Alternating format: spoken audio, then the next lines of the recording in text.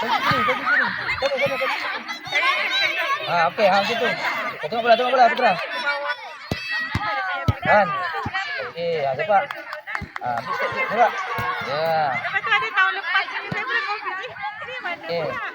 pula? Tunggu badan. Okey, macam tu. Okey. Hop, bawah kejap boleh. Tegang. Putra, cepat lagi. Wacah.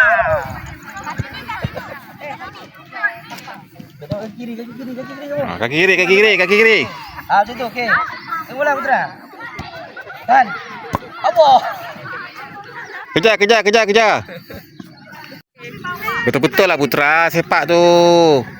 Tepat kan cikgu malu, faham? Jangan sengit-sengit. Tahan. Aduh, kejar. Ya. Okey. Tahan dulu. Tahan. Aduh. Cepat. Ya, betul.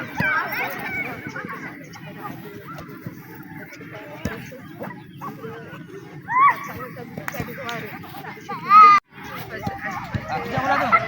Kan? Ya. Okey. Cepat.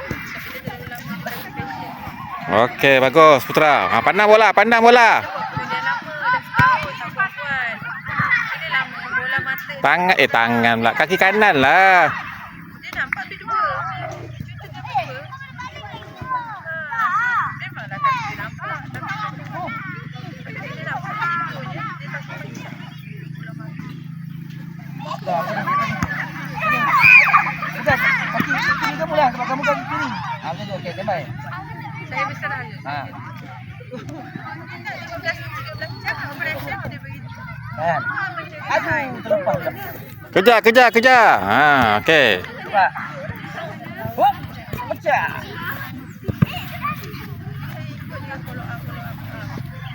Berat. Tengok bola. Allah.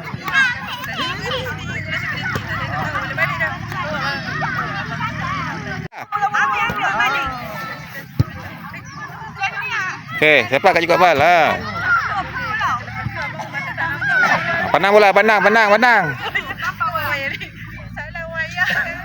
Okey tu. Dah macam robot Putra. Letak pasak kaki dia tu. Pasak terus. Berapa main? 5 main 5 Belum. Kaki kiri kamu, kaki kiri. Kaki kiri. Macam tu. Allah terlepas. Dah ke mana kau sepak tu Putra? Putra.